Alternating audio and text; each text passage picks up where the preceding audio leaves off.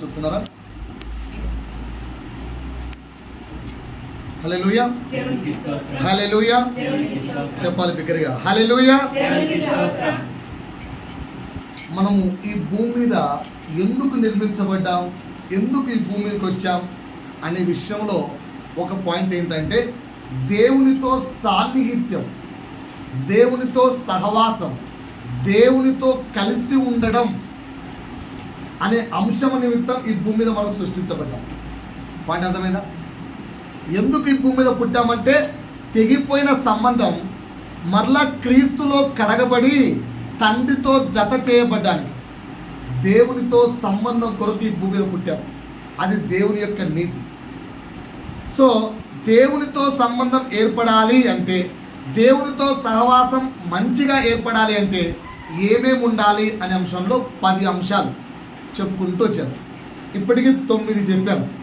ఒకసారి వాటిని రివైండ్ చేసుకొని ఈరోజు 10వ అంశంలోకి వెళ్దాం. 9 అంశాలు ఏంటంటే, మొదటి అంశం దేవునితో సాన్నిహిత్యం ఏర్పడాలి అంటే నువ్వు లోకములో ఉంటే దేవునితో సాన్నిహిత్యం ఏర్పడదు. నువ్వు ఏ వాతావరణంలో జీవించాలి? నువ్వు ఏ వాతావరణంలో ఉండాలి? ఆరాధన వాతావరణంలో ఎక్కువ సమయం గడపడానికి ప్రాధాన్యతనిస్తే దేవునితో సహవాసం ఏర్పడుతుంది. చాలామంది చేస్తారు, చాలామంది ఏం చేస్తుంటాం, ఏదో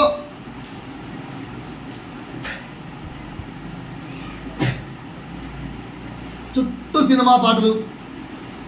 సినిమా పాటలు బాగా మారుమోగిపోతున్నాయి అనుకో, నీ నోట్లో నుంచి హల్లెలూయా స్తుతి మహిమా ఎల్లప్పుడు అనే పాట వస్తుందా? ఏమొస్తుంది? ఆ సినిమా పాటే నోట్లో నుంచి తన్నక చేస్తూ ఉంటుంది. అంటే అర్థం ఏంటి? నీకు దేవునితో సహవాసం ఏర్పడుతుందా, లోకంతో సహవాసం ఏర్పడుతుందా? సో దేవునితో సాన్నిహిత్యం పెరగాలంటే నిన్ను నీవు తయారు చేసుకోవాలి. ఎలా? లోకానికి దూరంగా దేవుని యొక్క మాటకు, ఆ వాతావరణానికి దగ్గరగా నువ్వు రావాలి. ఇది మొదటి మాట చెప్పాను. రెండవ మాట ఏం చెప్పానంటే, దేవునితో సహవాసం ఏర్పడాలంటే సండే టు సండే, ఈ సండే ఇలా బైబిల్ ఓపెన్ చేసి అని దుమ్ము దుడిచి చదివి ఇలా మూసేస్తే మళ్ళా నెక్స్ట్ సండే పాస్టరు వాక్యం తెరవండి అన్నప్పుడే బైబిల్ తెచ్చామనుకోండి, దేవునితో సన్నిహితం ఏర్పడుతుందా? ఓకేనా? ఏర్పడదా? సో మరి దేవునితో సన్నిహితము వారాంతరపు రిలేషన్షిప్పా, రోజు పరిచయమా? రోజు పరిచయం. కనుక దేవునితో సహవాసం పెరగాలంటే రోజు ఆయనతో ఉండాలి. రోజు ఆయనతో ఉండమన్నా కదా అని చెప్పి డ్యూటీలు మానేసి ఎక్కడ ప్రేయర్ ఉంటే అక్కడ పరిగెత్తమని కాదు, నువ్వు ఆయనతో ప్రార్థనలో ఉండాలని. మూడో మాట ఏం చెప్పాను? మనము ఆయనకు మొట్టమొదటి ప్రాధాన్యత ఇవ్వాలి. ఏం చేయాలి? మొదటి ప్రాధాన్యత ఆయనకి ఇవ్వాలి. మనం దేనికి ఇస్తున్నాం?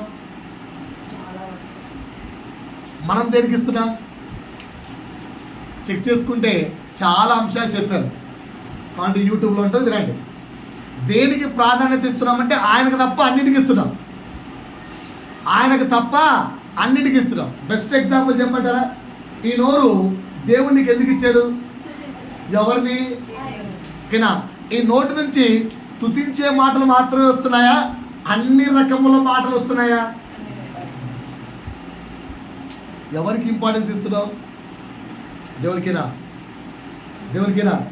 పొరపాటు కొంచెం కసువు మన ఇంటి వైపు తోస్తే నీ ధూము తగలా, ఏం పని చేస్తావు? మా ఇంటి అయిపోయా.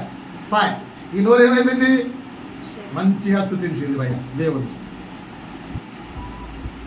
రైట్. నాలుగో మాట ఏం చెప్పాను? మన పైన పూర్తి అధికారం ఎవరికి అప్పగిస్తే సహవాసం పెరుగుతుంది? ఇప్పుడు నేను ఈ అబ్బాయి మంచి ఫ్రెండ్స్ కావాలనుకో, నేనేం చేయాలి? నా మీద ఆ అబ్బాయికి అధికారం ఇవ్వాలి. అప్పుడు ఆ అబ్బాయి మీద నాకు అధికారం ఇస్తాడు. అప్పుడు మా ఇద్దరి మధ్య మంచి ఫ్రెండ్షిప్ ఏర్పడుతుంది. ఆ విధంగా దేవునికి నీ మీద పూర్తి అధికారాన్ని నువ్వు ఒప్పుకుంటే దేవునికి నీకు మధ్య మంచి స్నేహం ఏర్పడుతుంది. 4వ పాయింట్ చెప్పాను. 5వ పాయింట్ ఏం చెప్పాను? పాపులతో దేవుడు ఉండగలడేమో కానీ సహవాసం చేయలేడు. పాయింట్ అర్థమైందా? పాపుల మధ్యలో దేవుడు కూర్చోగలడు, పాపుల మధ్యలో కూర్చొని ఆహారం తినగలడు, పాపుల మధ్యలో కూర్చొని స్వస్థత ఇవ్వగలడు, పాపుల మధ్యలో ఉండి సువార్త చెప్పగలడు. కానీ వాళ్ళతో ఫ్రెండ్షిప్ చేయడు దేవుడు. పాపులతో ఏకమైపోడు దేవుడు ఎప్పుడు కూడా. యేసయ్య, ఎందుకంటే ఆయన పరిశుద్ధుడు కనుక నీతో ఆయనకు సహవాసం ఏర్పడాలంటే నీలో ఉన్న పాపాన్ని ఏలు పెట్టి మరీ చూపిస్తుంటాడు. ఒకవేళ ఏదైనా చర్చికి వెళ్ళినప్పుడు ఆ చర్చి నీలో పాపాన్ని చెప్పలేదనుకో, ఆ చర్చి మానేయండి. ఆ చర్చిలోకి వెళ్ళా నువ్వు మార్పు రాదు. నీ పాపాన్ని దేవుడు చెప్తున్నాడు, నువ్వు పాపిరా పాపిరా పాపిరా అని గుచ్చుకుంటుంటది వాక్యం. నీతో పాపాన్ని హెచ్చరించినప్పుడు ఆ పాపాన్ని ఒప్పుకొని విడిచిపెట్టి ప్రభు దగ్గరికి సరెండర్ అయితే సహవాసం పెరుగుతుంది. 5వ పాయింట్. 6వ పాయింట్ ఏం చెప్పాను? మన హృదయాన్ని లోకములో నుంచి దూరంగా తెచ్చుకోవాలి.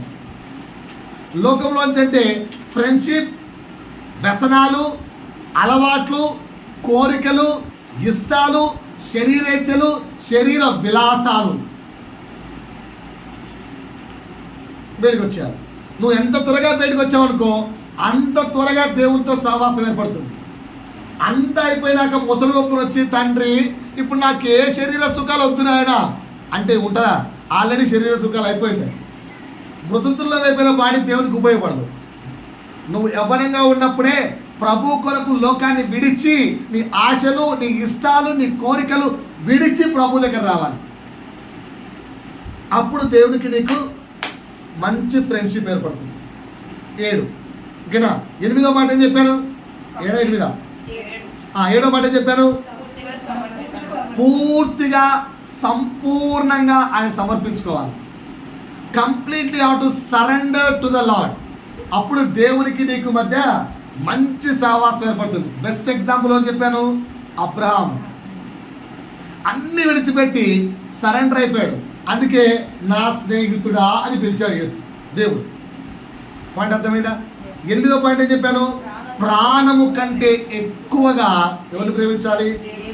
దేవుని ప్రేమించాలి. మనం దేన్ని ప్రేమిస్తాం? మన ప్రాణాన్ని ప్రేమిస్తాం.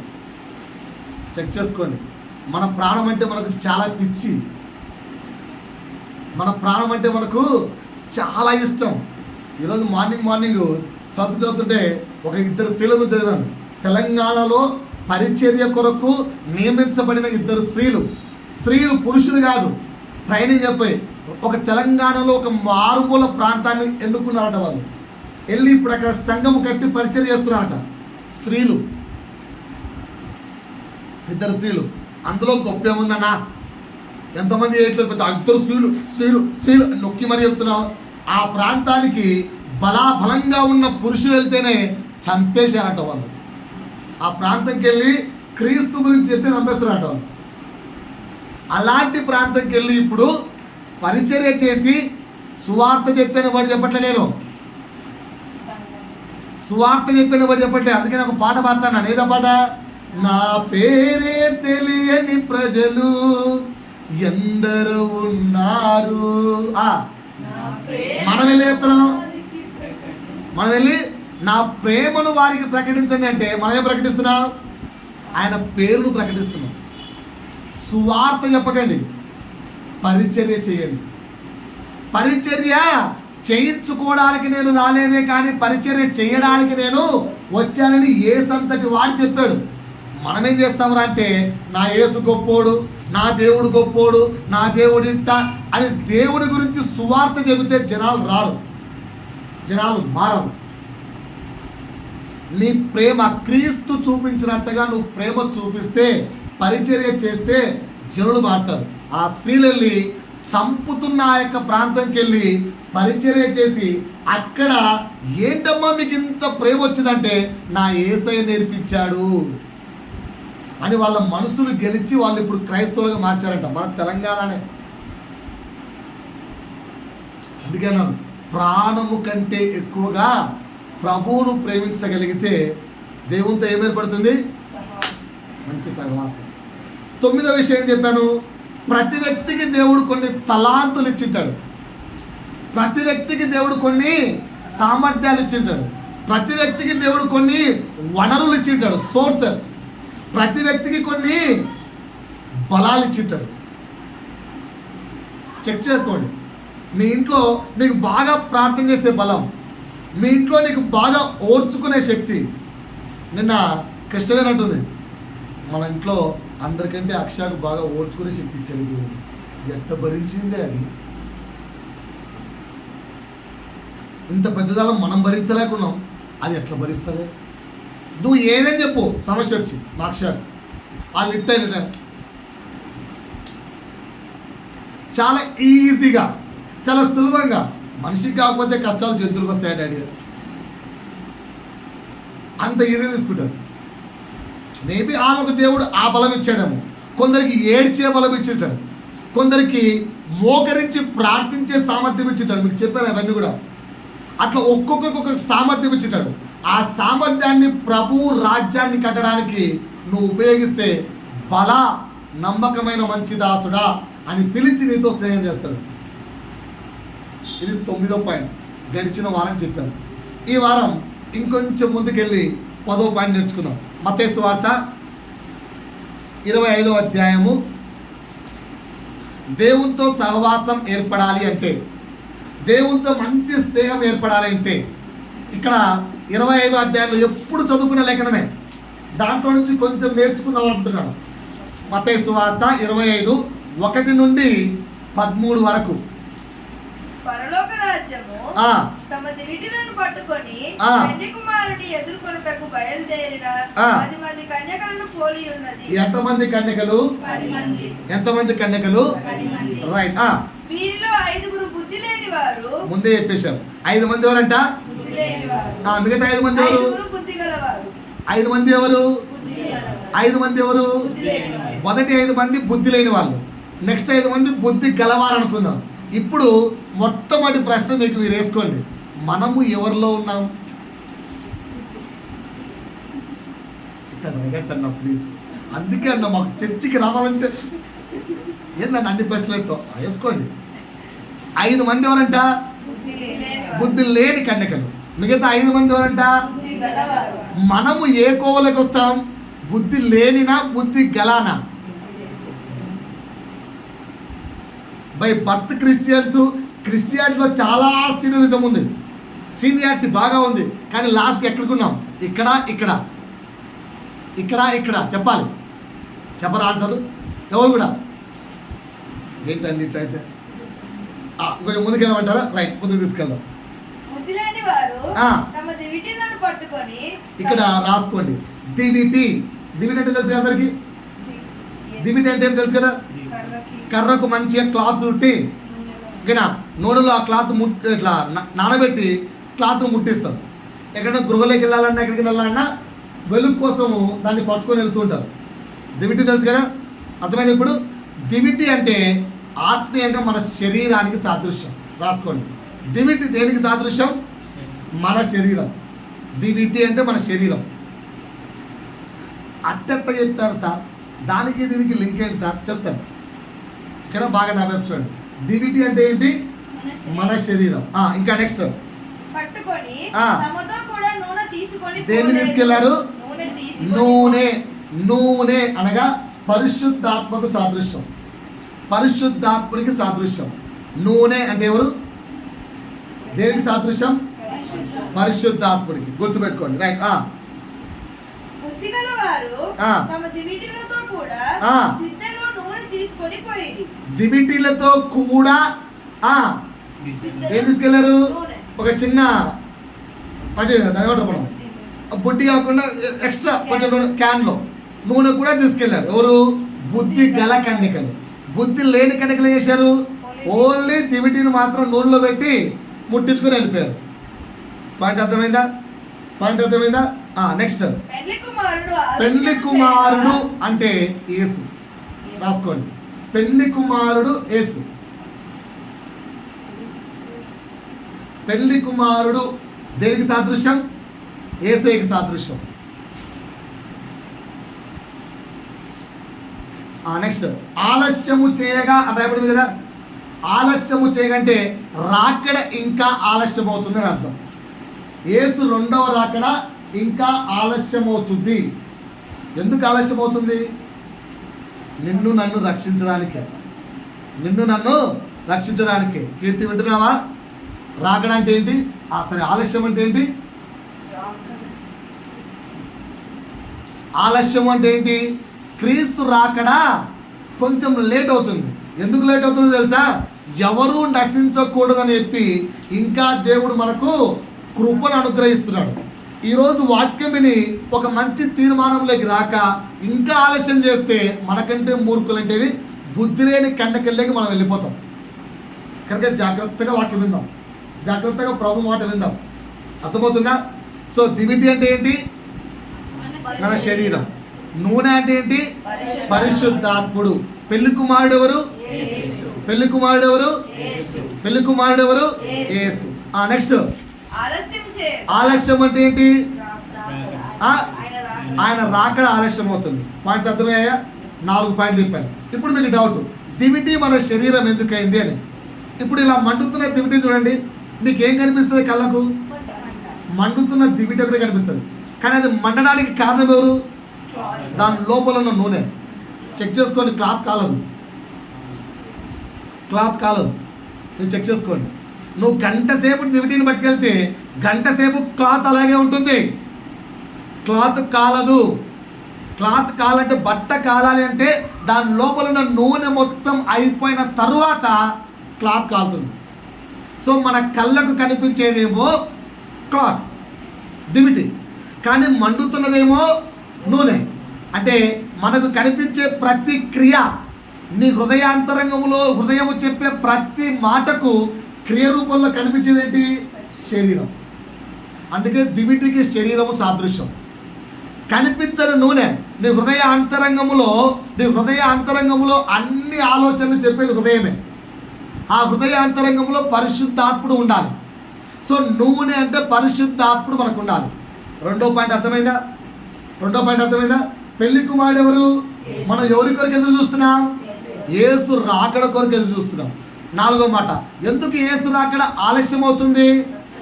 నువ్వు నేను అందరము కూడా రక్షించబడ్డాను. ఈ పాయింట్ అర్థమైందా? ఇప్పుడు ముందుకెళ్దాం, ఇంకేం జరిగిందో చూద్దాం. యేసు రాకడ ఆలస్యమైంది కనుక కునికి మనము కూడా రెండవ రాకడ రేపో ఎల్లుండని చెప్పారనుకో, రెండవ రాకడ రేపు వస్తుంది లేదా ఎల్లుండి దేవుడు రాబోతున్నాడు అని ఏ ప్రవక్త అయినా లేదా బైబిల్లో అయినా రాసైతే లేదు. ఒకవేళ డేట్ ఉండి ఉంటే ఈరోజు నిద్రపోయే వాళ్ళు ఎంతమంది చదివారు? ఈరోజు నిద్రపోయే వాళ్ళు ఎంతమంది? Fasting prayer. రేపు దేవుడు వస్తుంటే ఈరోజు ఫాస్టింగ్ ప్రేయర్ లేకుంటే ఎట్లా? ఫాస్టింగ్ ప్రేయర్ ఎంత శ్రద్ధగా ప్రేయర్ చేస్తామంటే అంత శ్రద్ధగా ప్రార్థన చేస్తాం. కరెక్టే కదా? కనుక యేసు రాకడ ఆలస్యం అవుతుంటే కొందరు స్త్రీలు అంటున్నారట, ఎవరు చూశాడేంటి పైన పరలోక రాజ్యం ఉందని? నువ్వు చూసావా? బాస్నయ్య చూసావా? ఎవరు పరలోక రాజ్యాన్ని చూడలేదు కూడా. దర్శన రీతిగా, కళరీతిగా పరలోక రాజ్యం ఇలా ఉంటుంది అని కొంతమంది దైవ సేవకురాళ్ళు చెబుతున్నారు. అందులో కూడా గ్యారంటీ లేదు. కనుక ఎవరు పరలోక రాజ్యం లేదు. దేవుడి రాకడ ఆలస్యమైంది. ఉన్నన్నాళ్ళే ఎంజాయ్ చేయాలి. మరి ఉన్నన్నాళ్ళే తినుము తాగుము సంతోషించమని చెప్తున్నారుగా. అందుకే తింటున్నాను, అందుకే తాగుతున్నాను, అందుకే ఎంజాయ్ చేస్తున్నాను. సోదరా, ఈ రాత్రి నీ ప్రాణం అడిగితే ఎక్కడికి పోతావు? ఎక్కడికి వెళ్తావు? నరకమా, నిత్యరాజ్యమా? తెలియదు. కనుక వీళ్ళు ఎలాగైతే కునికి నిద్రిస్తున్నారో, పెళ్లి కుమారుడి రాకడ ఆలస్యమైనందున కునికి నిద్రించుచుండిరి అని వాళ్ళకి ఎలాగైతే రాయబడి ఉందో, మనకు కూడా దేవుని రాకడ ఆలస్యం అవుతుంది కనుక లోకములో నిద్రపోతూ ఉన్నాం, లోకములోకి జారిపోతూ ఉన్నాం, లోకములోకి వెళ్ళిపోతున్నా. పరిశుద్ధాత్ముడు హెచ్చరిస్తున్నా, పరిశుద్ధాత్ముడు నేను మందలిస్తున్నా, వాక్యము నీ దగ్గరకు వచ్చి నేను హెచ్చరిస్తున్నా, ఇంకా లోకములోకి జారిపోతూ ఉన్నాం. కరెక్టే కదా మేడం? జారిపోతున్నాం. మీ అందరికంటే శ్రద్ధగా చెప్పదు. పరిశుద్ధాత్ముడు హెచ్చరిస్తున్నా లోకంలో జారిపోతున్నారు. మరి జారిపోయే వాళ్ళ పరిస్థితి ఏంటో చూడండి ఒకసారి చెప్పండి. అర్ధరాత్రి వేళ ఇదిగో పెళ్లి కుమారుడు అతనిని ఎదుర్కొని రండి అని కేక వినబడెను. ఏం వినిపించింది? అర్ధరాత్రి కేక వినిపించింది. కేక, అర్ధరాత్రి వేళ కేక దేనికి సాదృశ్యం? బూరధ్వనికి సాదృశ్యం. అర్ధరాత్రి వేళ కేక బూరధ్వనికి సాదృశ్యం. అర్ధరాత్రి వేళ కేక దేనికి సాదృశ్యం? బూరధ్వనికి సాదృశ్యం. బూరధ్వని వినిపించినాక ఈ మధ్యకాలంలో యుద్ధం జరుగుతుందేమో అని చెప్పి మాక్ డ్రిల్ అని పెట్టారు. ఎంతమంది గుర్తుంది? మాక్ డ్రిల్లో మాక్ డ్రిల్ ఎక్కడ గుర్తుందా? ఏం చెప్పారు? సైరన్ మోగుతుంది, అంతా లైట్లు ఆఫ్ చేయండి, ఎలక్ట్రిక్ అప్లయన్స్ మొత్తం బంద్ చేయండి అని చెప్పారు. ఎప్పుడు బంద్ చేయాలి? సైరన్ వినిపించినప్పుడు. నేను అప్పటి వరకు కూర్చొని ఉన్నా. కరెక్ట్గా 4-5 చెప్పారు. కరెక్ట్గా గుర్తుంది. 4 4 చెప్పారు. 3:50 దాకా మేల్కొని ఉన్నా. 3:50కి కళ్ళు మూసుకున్నా. సైరను మోగిందట, లైట్లు బంద్ చేశారు, అన్నీ బంద్ చేశారు. ఒక 2 చెప్తాను మేము వచ్చి చెమట పడుతుంది, రూమ్లో కూర్చుంటే బయటికి నాకు గాలి వస్తున్నాడు. లైట్లు సైరన్ మోగింది అంటే మాకు వినిపించింది.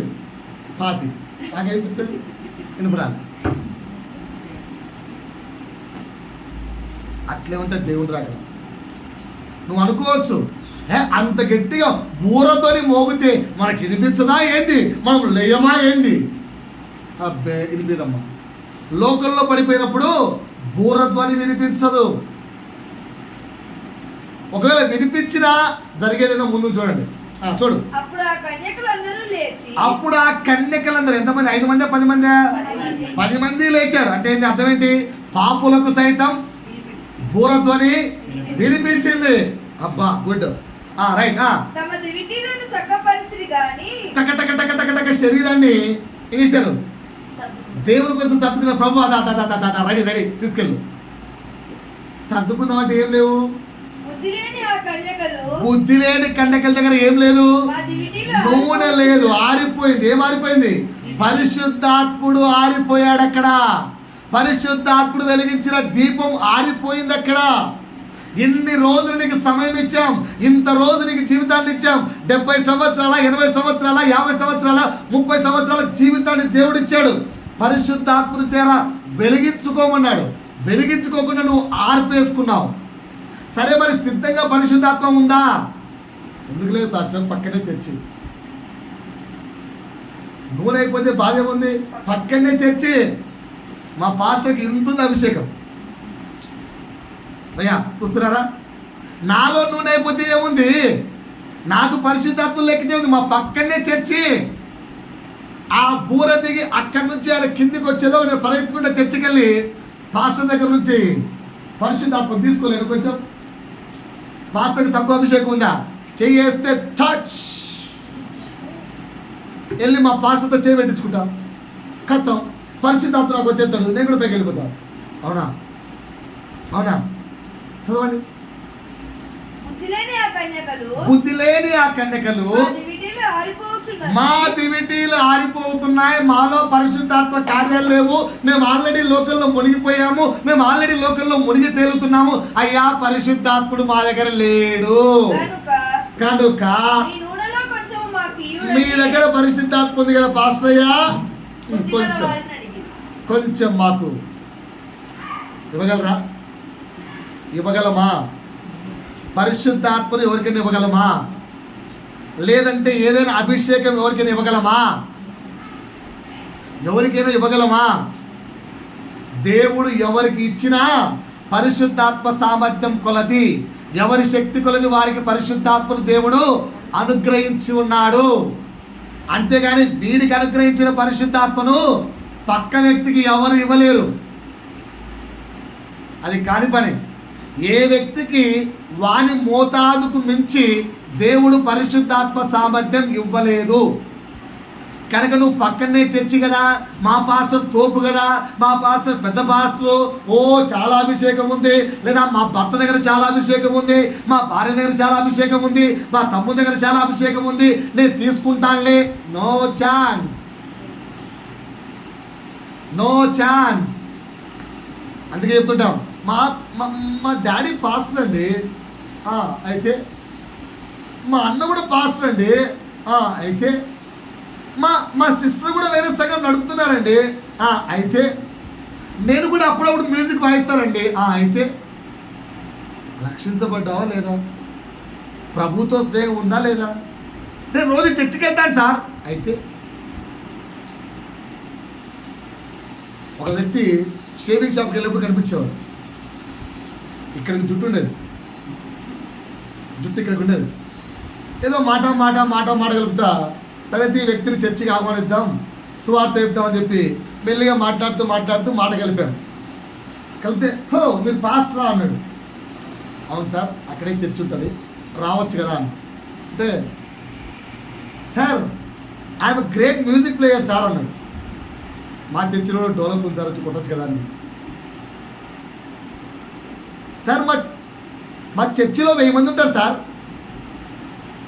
ఓ మీకు ఆల్రెడీ చర్చ్ ఉందండి. అదే మా డాడీ పాస్టర్ అన్నాడు. ఎక్కడ సార్ అడిగారు. ఆయన సో ప్లేస్లో గట్కేశ్వర దగ్గర రింగ్ రోడ్ ఉంటుంది తెలుసా సార్ అన్నాడు. అవుటర్ రింగ్ రోడ్ తెలుసు, దానికి పక్కనే ఉంటుంది సార్. చాలా పెద్ద సార్ తెలుసు. మా డాడీ ఇప్పుడు అప్రాక్సిమేట్లీ 500 మెంబర్స్కి ట్రైనింగ్ ఇచ్చాడు సార్. ఓహో, వాళ్ళ డాడీ ఎంతమందికి ట్రైనింగ్ ఇచ్చాడట? 500 మందికి ట్రైనింగ్ ఇచ్చాడట. వాళ్ళ డాడీ 500 మందికి ట్రైనింగ్ ఇచ్చాడు. ఈయన సండే చర్చికి వెళ్ళి మ్యూజిక్ వాయిస్తున్నాడు, అన్ని వాయిస్తున్నాడు, గుట్కా వేసుకోవడం మానేయాలి, మందు తాగడం మానేయాలి. నేను అడిగాను, మందు తాగుతున్నాడు? ఇవే సార్, అవే సార్, సిగ్గుండాలి. ఇంకెన్నాళ్ళు చర్చిలో దేవుడు నీకు ఎంత మంచి స్థానం ఇస్తే, వాయిద్యములు వాయించే స్థానం ఇస్తే, ఇక్కడే ఈ గల్లిలో ఉంటాడు. చర్చి ఎదురు గల్లి ఉందా? అప్రూప్ అపార్ట్మెంట్స్ ఉన్నాయా? దానికి ఎదురు గల్లిలో ఉంటాడు. వాళ్ళ కూతురు ఇప్పుడు అమెరికాకి వెళ్ళింది. ఇంకెప్పుడు మానుకుంటావు? దేవుడు అంత మంచి స్థానం ఇచ్చి పిలిస్తే అంతంలే సార్. దేవుడు రాకడ వచ్చినప్పుడు రేపు వచ్చింది తెలుసా నీకు, ఎల్లుండి వచ్చింది తెలుసా? జనులు అలా తయారైపోయారు. సో వాళ్ళ డాడీ పాస్టర్ కావచ్చు, వాళ్ళ అన్న పాస్టర్ కావచ్చు, ఆయన పెద్ద సంఘాన్ని నడుపుతున్నచ్చు. నువ్వేంటి? నీకు ఇచ్చిన సామర్థ్యం నీదే, నీ కొడుకుని, నీ కూతుర్ని, నీ భార్యని దేవుడు నీకు ట్రాన్స్ఫర్ చేయడు. పాయింట్ అర్థమైందా అండి? నా భార్య బాగా ప్రార్థన చేస్తారు సార్, ఆమెకే సంబంధం, అది నీకు సంబంధం లేదు. పాయింట్ అర్థమవుతుందా? రైట్. ఇప్పుడు ఏం చేశారు వీళ్ళు? బుద్ధి లేని కనికలు వాళ్ళని అడిగారు, నూనె ఇచ్చారా? అందుకు బుద్ధిగల కన్యకలు మాకును ఎంత తెలియైపోయారు ఆన్సర్ అండి. అందుకే వాళ్ళకి బుద్ధిగల కనికలు అనాలేమో. మొగమాటలు లేకుండా, కర్రాస ఇరగకుండా, పాము సావకుండా ఎంత మంచి చెప్పారో. సిస్టర్, ఇది మాకు మీకు షేర్ చేసుకుంటే సరిపోదేమో, పక్కన షాప్ ఉంది కదా, వెళ్ళి కొనుక్కోపోండి. ఎంత బాగా చెప్పారో కదా, ఎంత బాగా చెప్పారో. షాపులు దొరుకుతున్నాయి. ఎలాంటి కొన్ని చర్చిలకు ఆయిల్ అమ్ముతున్నాం. చర్చిలకు వెళ్తే వ్యాపారం అయిపోయింది. ఆయిల్ అభిషేకాన్ని అమ్ముతున్నారు. ఏనా పట్టించుకో, స్వస్థతలు వస్తాయి. ఆయిల్ పట్టించుకుంటే స్వస్థత, నీళ్లు పోసుకుంటే స్వస్థత, నీళ్లు చల్లుకుంటే స్వస్థత. అంటే నా ఇంట్లో ఎరుసలేము నుంచి తెచ్చిన ఆయిల్ ఉంది. ఇది రీసెంట్గా తీసేసాను దాన్ని, ఒక 5-6 ఏళ్ళు అయిపోయి ఉంటుంది. ఇప్పుడు ఉందట ఇంకా మరి పట్టించుకోండి. వచ్చి ఆయిల్లో ఏం లేదు, నీ విశ్వాసములో ఉంది. ఆయిల్ అనే వ్యాపారంతో కోట్లు సంపాదిస్తున్నారు, కోట్లు. నీ జోవులు చిల్లీలు పడిపోతున్నాయి, దాంట్లో ఏమి లేదు. సోదరా, ఆయిల్ ఎందుకు విశ్వాసం ఉంచావనుకో, ఓకేనా? ఆయిల్ ఎందుకు విశ్వాసం ఉంచావనుకో, దేవుని ఎందుకు విశ్వాసం తగ్గిపోతుంది. ఇప్పటికీ ఆయిల్ మీద ప్రేమ, ఇప్పటికీ పాస్టర్ ప్రార్థించిన నీళ్ళ మీద ప్రేమ, ఇప్పటికీ యెరూషలేము ప్రాంతం మీద ప్రేమ, ఇప్పటికీ ఆ చర్చి మీద ప్రేమ, ప్రభువు మీద ప్రేమను పెంచుకోవాలి. సో చాలా తెలివిగా వాళ్ళు చెప్పారు, వెళ్ళి ఆయిల్ కొనుక్కోపోని. వీళ్ళు ఆయిల్ వ్యాపారం చేస్తున్నారు. వాళ్ళు నరకానికే, కొన్న నువ్వు నరకానికే. చర్చిలో ఆయిల్ అమ్ముతున్న పాస్టర్ నరకానికే, కొన్న నువ్వు నరకానికే. ఛాన్సే లేదు. వ్యాపారం చెల్లదు. ఒకటే, ఆయిల్ అంటే పరిశుద్ధాత్ముడు. పరిశుద్ధాత్ముడు నిన్ను నీవుగా పెంచుకోవాలి. ఆయనతో సహవాసం చేస్తూ పెంచుకోవాలి, ఆయన కొరకు సిద్ధపడుతూ పెంచుకోవాలి. సో నేను చెప్పబోయే 10వ పాయింట్ ఏంటంటే, దేవునితో సహవాసం పెరగాలంటే ఈ 10 మందిలో 5 మంది కలిశారా? పెళ్లి కుమారుడితో 10 మంది కలిశారా? ఎందుకు 5 మంది కలవగలిగారు? వాళ్ళు సిద్ధపాటు కలిగి ఉన్నారు. ప్రభువుకు ఎవరిస్తామంటే ఆయన కొరకు సిద్ధపాటు కలిగిన వారు. సో దేవునితో నీకు సహవాసం పెరగాలంటే ఏముండాలమ్మా? ఏముండాలి? పక్క వ్యక్తిని తట్టి, అమ్మా నీకు సిద్ధపాటు ఉందని అడగండి. ఏం కాదు, బ్రదర్స్ అంటే అడుకోండి. ప్రభు కొరకు సిద్ధపాటు కలిగి ఉన్నావా? ఆత్మను ధరించుకునే ఉన్నావా? పరిశుద్ధ ఆత్మలో జీవిస్తున్నావా? అన్ని వ్యసనాలను జయించుకున్నావా? అడగండి. అంటే బలహీనతలు జయించుకున్నారా? ప్రశ్నించుకోండి ఒకసారి, ప్రశ్నించుకోండి. ఏం అడుగుతావులే అన్న, అడిగే ముందు నాకు లేదు అంటే ఇప్పుడు మనం ఎక్కడ ఉన్నాం? అయ్యా సహోదరుడా, రేపు నువ్వు విడిచిపెట్టబడితే నీ పరిస్థితి ఏంటి? విడిచిపెట్టబడితే నీ పరిస్థితి ఏంటి? ఎప్పుడైనా ఆలోచించావా? అందుకే ఈ రోజైనా ప్రభు మాట నీకు అర్థమైతే, మీకు ఒకసారి చెప్పాను ఎగ్జాంపుల్.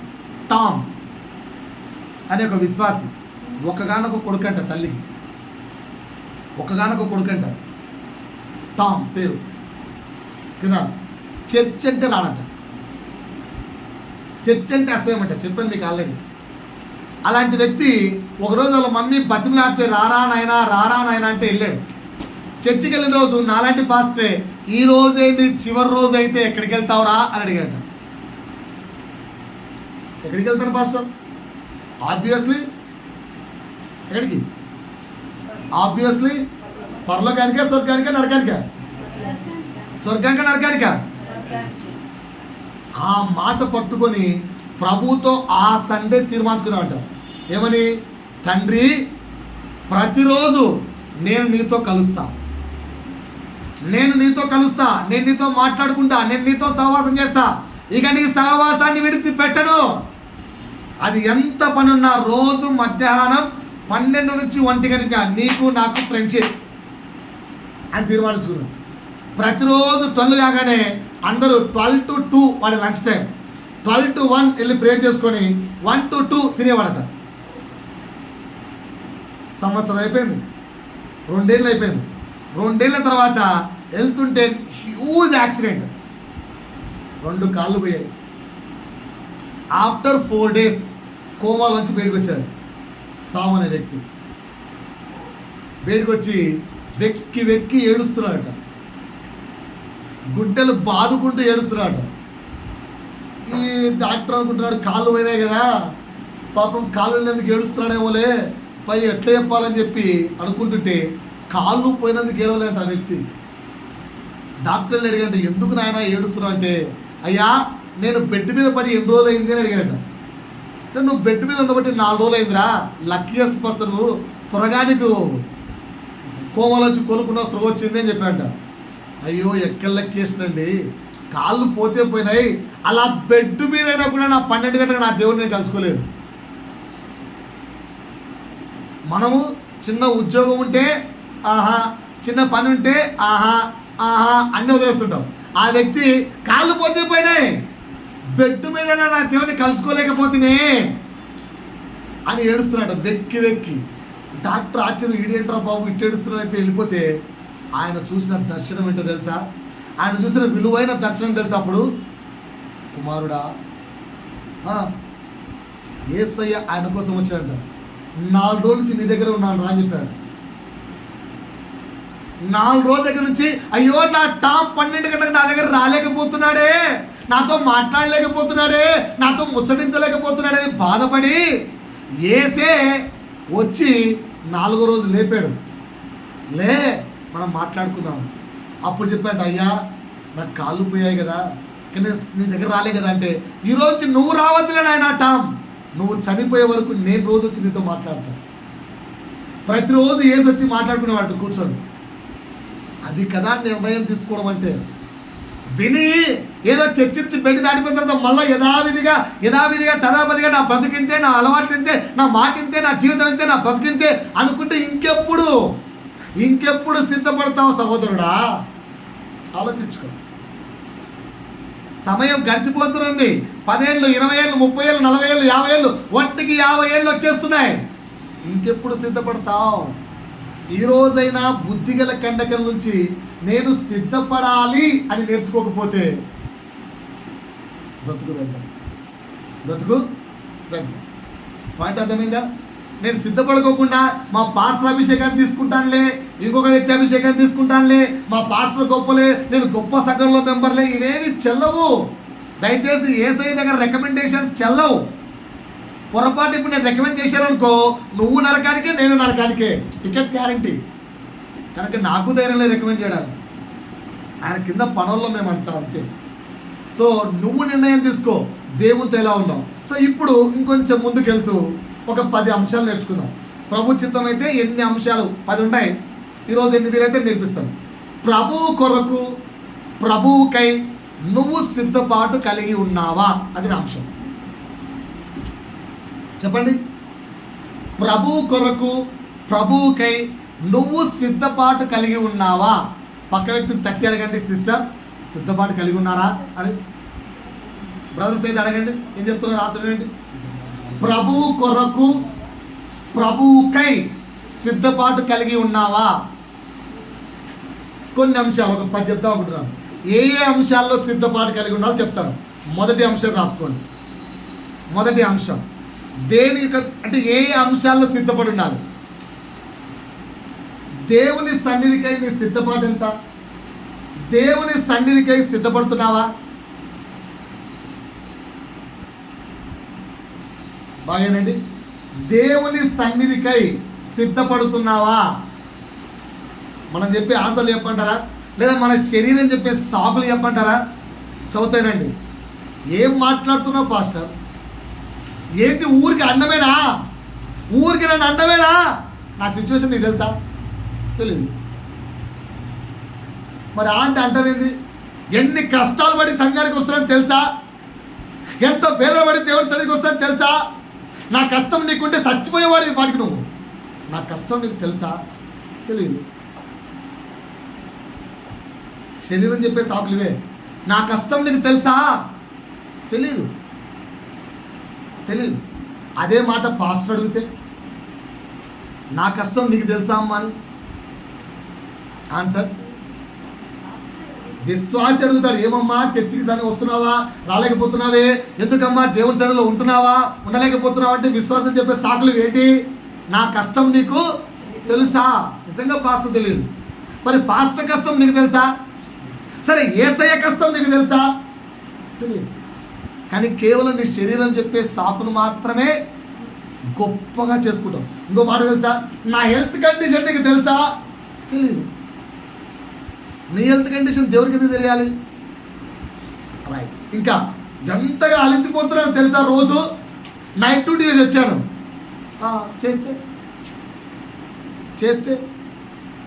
చేస్తే అదే నైట్ డ్యూటీ చేసి ఓకేనా, ఏదైనా ఇంపార్టెంట్ వర్క్ ఉందంటే వెళ్ళవా? అదే నైట్ అంతా డ్యూటీ వచ్చి రేపు ఎవరైనా 1,00,000 రూపాయలు ఇస్తా అంటే వెళ్ళవా? వెళ్ళవా?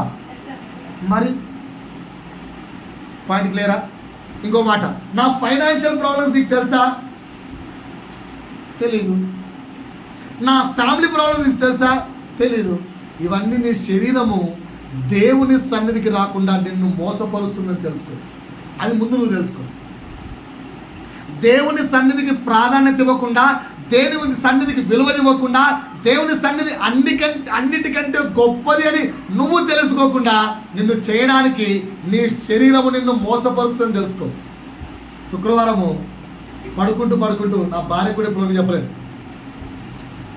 శుక్రవారం రాత్రి చాలా వేడిగా ఉందని మళ్ళా పిల్లల రూమ్కి వెళ్ళి పడుకున్నాం. ఏసీ రూమ్లో పడుకుంటూ ప్రభుతో మాట్లాడుకుంటూ పడుకుంటున్నాను. ప్రభువా, కొన్ని విషయాలు నువ్వు చెప్తే కూడా మారవేమో కదా, నీ అంతకు నువ్వు వచ్చి చెప్పినా కూడా మారవేమో కదా. నీ అంతకు నువ్వు వచ్చి చెప్పినా మారవేమో కదా. ప్రభువు దగ్గరకు వచ్చి కళ్ళలో మాట్లాడుతున్న మాట, మోసపరుస్తున్న జనాంగమా, శరీరపు మోసంలో మోసపోతున్నావా? మోసపరుస్తున్న జనాంగమా, శరీరపు మాటల్లో మోసపోతున్నావా? నీ శరీరము సుఖాన్ని అడుగుతూ నిన్ను మోసపరుస్తుంటే ప్రభువు గురించి మోసపోతున్నావు. ఈరోజైనా మేల్కోండి, ఈరోజైనా మేల్కోండి. ఓకేనా? అందుకే నేను ఒక పాట రాసుకుంటూ ఈ మంచి మాట రాసుకున్నాను. దేవుని సన్నిధికి సిద్ధపాటు అంటే 6 పాయింట్లు చెప్తున్నాను. దేవుని సన్నిధికి సిద్ధపాటు అంటే నీ సమయం పూర్తిగా ఆయనకి ఇవ్వగలగాలి. ఎనీ టైం సమయం. 2, నీ సామర్థ్యం, నీ బలం, నీకున్న టాలెంట్స్ దేవునికి ఇవ్వగలగాలి. I'm ready for the lord, I'm ready for the lord. నీ టాలెంట్స్, నీ టాలెంట్స్. 3, నీకున్న వనరులు, నీ రిసోర్సెస్ దేవుని కొరకు సిద్ధంగా ఉంచాలి. నీ రిసోర్సెస్ దేవుని కొరకు సిద్ధంగా ఉంచాలి. ఎగ్జాంపుల్ చెప్తాను. నీ దగ్గర మంచి కారు ఉంది, ఈరోజు పాస్టర్ పంచర్కి వెళ్ళాలి. అన్ఫార్చునేట్లీ పాస్టర్ కార్ చెడిపోయింది. ఆ విషయం నీకు తెలిసింది. ఎలా ఉండాలి? పాస్టర్ గారు ఇమ్మీడియట్ కాల్, పాస్టర్ గారు మీ కార్ చెడిపోయిందని ఫోన్ వచ్చింది, ప్లీజ్ పంచర్ ఆగిపోవద్దు, నా కార్ తీసుకెళ్ళిపోదు. అయ్యో నీకు పని లేదంటే పర్లేదు, నేను బస్సులో వెళ్ళిపోతాను. పర్లేదు, నేను ఆటోలో వెళ్తాను. పర్లేదు, నేను ఫ్రెండ్ దాంట్లో వెళ్తాను. పరిచర్య ఆగిపోకూడదు. నీ రిసోర్సెస్ ప్రభువు పనికి సిద్ధంగా ఉంచాలి. 2, నీ టైం. అయ్యా ఈరోజు వేరే ఫ్యామిలీ ఇంటికి విజిట్కి వెళ్తున్నాను, ఎవరు లేరు, భార్య లేదు, బ్రదర్ నువ్వు తోడుగా వస్తావా? రైట్ బ్రదర్, ఈ పని రావట్లేదు, రేపు చేద్దాం నీ పని. ముందు పరిచయం ఇంపార్టెంట్. దేవుని సన్నిధికి నీ టైం, నీ టాలెంట్ అండ్ యువర్ రిసోర్సెస్ ఎప్పటికీ సిద్ధంగా పెట్టాలి. 3 4, విధేయత. దేవుని సన్నిధికి సిద్ధపాటు అంటే తెలుసా? కంప్లీట్ ఒబీడియన్స్ ఉండాలి నీకు. కంప్లీట్ ఒబీడియంట్ అర్థమేంటో తెలుసా? కంప్లీట్ ఒబీడియంట్ అర్థమేంటో తెలుసా? గద్దించే మాట వచ్చినప్పుడు సరి చేసుకోవడం ఒబీడియంట్. ఏంటా తమ్ముడు, బయట ఏదో తావత కనిపించావు నాకు? అమ్మో పాస్టర్ వచ్చినాడు, అవును పాస్టర్ సరే నేను వాడుకుంటాను. గద్దించే మాట వచ్చినప్పుడు, దేవుడి మాట దైవ సేవకుడు హెచ్చరించినప్పుడు, అక్కడ అందరూ సిగరెట్ తాగుతున్నారు, వాళ్ళతో పాటు నేను చూశాను, సారీ పాస్టర్ నేను తాగలేదు కానీ వాళ్ళ మధ్యలో ఉన్నాను, ఇప్పుడు చూడను. గద్దించే మాట వచ్చినప్పుడు సరి చేసుకోవడం విధేయత. అది సిద్ధపాటుకు లక్షణం, సంపూర్ణ విధేయత.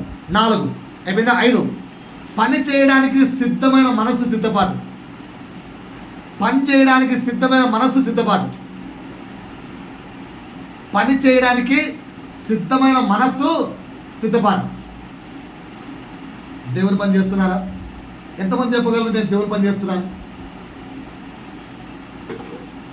దేవుని కొరకు ఏదైనా పని చేస్తున్నారా నా ప్రశ్న. ఒక్కొక్కరి వయసు ఎంత? More than 20. ఇక్కడ కూర్చున్న వాళ్ళు ఎవరు కూడా, ఈ చిన్న చిన్న పిల్లలు తప్ప మిగతా వాళ్ళందరూ మోర్ దాన్ 20 ఉన్నారు కదా? ప్రభు కొరకు ఏం చేస్తున్నారు? ఒక్క పని చెప్పండి. దేవుని సన్నిధికి నువ్వు సిద్ధపడ్డామంటే ప్రభు పని చేయడానికి you should be ready always. 6 ప్రతి విషయంలో కేవలం దేవుని మీద ఆధారపడతాం. ఇది సిద్ధపడ. ప్రతి విషయంలో కేవలం దేవుని మీద ఆధారపడతాం. అన్న మాకు కొంచెం ఎగ్జాంపుల్ కావాలి, అయితే లేకపోతే మేము నమ్మం. అంటే ఎగ్జాంపుల్ కావాలి, తీసుకో. యెషయా గ్రంథము 6వ అధ్యాయము. యెషయా గ్రంథము 6వ అధ్యాయము. యెషయా గ్రంథము 6వ అధ్యాయము తీసారా? 8వ వచనం. అప్పుడు నేను అబ్బా యేసయ్యా ఈ మాట మాట్లాడుతున్నాడు, నీతో కూడా ఈ మాటే మాట్లాడుతున్నాడు. యేసయ్య ఈరోజు మిమ్మల్ని అడుగుతున్న మాట, యేసయ్య ఈరోజు మీతో పలుకుతున్న మాట, యేసయ్య ఈరోజు మీతో చెబుతున్న మాటగా తీసుకోండి. ఏమంటున్నాడు యేసయ్య? అప్పుడు నేను ఎవరిని పంపేదను? మీలో ఎవరు రెడీగా ఉన్నారు దేవుని పనికి? యేసయ్య ఇప్పుడు నీ దగ్గరికి వచ్చి నేను ఎవరిని పంపిస్తా, ఎవరిని పంపించాలి అడిగితే చెయ్యెత్తగలిగే వాళ్ళు ఎంతమంది? చూసారా, ఇది మనం సిద్ధపడలేమంటే. ఇదే ఒక చిన్న ఎగ్జాంపుల్ మనం సిద్ధపడలేదంటే. ఇక్కడ యేసయ్య నిజంగా వస్తాడా రాదా తెలియదు మనకు. యేసయ్య వచ్చి ఎవరు రెడీగా ఉన్నారు, నేను ఎవరినైనా పంపించాలనుకుంటున్నాను, అదిగో ఆ ప్రాంతానికి, అదిగో ఆ స్థలానికి, అదిగో ఆ కుటుంబంలోకి సువార్త చెప్పడానికి, పనిచేయడానికి, పరిచయం చేయడానికి పంపించాలనుకుంటున్నాను, రెడీగా ఉన్న వాళ్ళు చేతులెత్తాలి చూద్దాం. మీ ఆన్సర్లు చెప్పమంటారా? నేను పాపిని సార్, నేనే పాపిని సార్, నేను ఇంకోరికి వెళ్ళి చెప్తాను సార్, నాలోనే బలహీనతుంది సార్, ఇంకోరికి వెళ్ళి చెప్తాను సార్. యెషయా ఆలోచన అదే.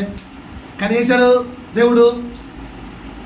చూడండి, అగ్ని చేత తాకి ఆయనను స్వస్థపరచగా ఆ తర్వాత యెషయా చెప్పిన మాట కంటిన్యూ. మా నిమిత్తము ఎవడు పోనని ప్రభువు సెలవీయగా వింటిని. మా నిమిత్తము ఎవరు పోతారని ప్రభువు సెలవీయగా ఏం చేశాడట యెషయా? యెషయా ఏం చేశాడట? విన్నాడు. విన్నాక తక్షణం ఏమన్నాడు? అంతటా నేను చిత్తగించుము ప్రభువా, నేనున్నాను, నన్ను పంపుము. ఇది కదా సిద్ధపాటు అంటే. మనమేమో చర్చికి రమ్మంటేనే సిద్ధపాటు. ఇంక ఏదైనా ప్రభు పనికి సిద్ధపాటు ఎంత? ఏంటి సగమా? మాట అర్థమవుతుందా? ప్రభు వేదన అర్థమవుతుందా? శుక్రవారం రాత్రి చెప్పా కదా, కల్లో ప్రభుని ఇట్లా కౌగలించుకొని మాట్లాడుతున్నాను నేను ప్రభుతో. నాకు చాలా ఆనందం అనిపించింది. ఇప్పుడు నా భార్య కూడా చెప్పలేదు, ఫస్ట్ టైం కౌగలించుకొని మరీ మాట్లాడుతున్నాను. మోసం చేయను ప్రభు, నువ్వు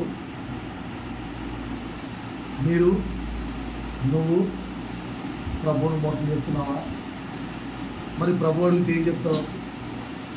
మోసము చెయ్యను అని చెప్పగలవా? నువ్వు నువ్వు నువ్వు చెప్పగలరా? మీరు మోసము చేయను ప్రభువా అని చెప్పగలవా? ఎందుకంటే ఇంకా నువ్వు శరీరము లాగుతూనే ఉంది.